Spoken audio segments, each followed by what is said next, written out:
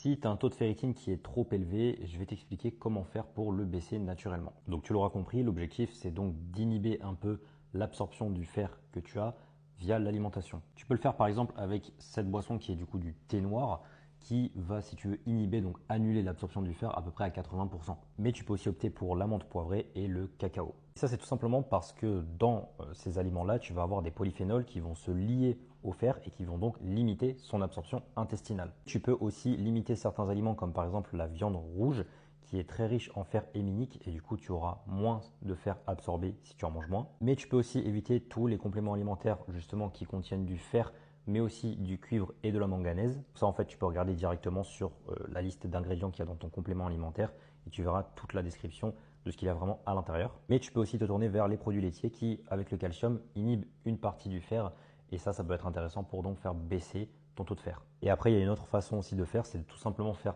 un don de sang. Donc en plus de ça, tu fais une bonne cause et ça te permet en fait de remettre à jour ton sang, d'avoir un sang neuf et donc de te débarrasser un petit peu du surplus de fer.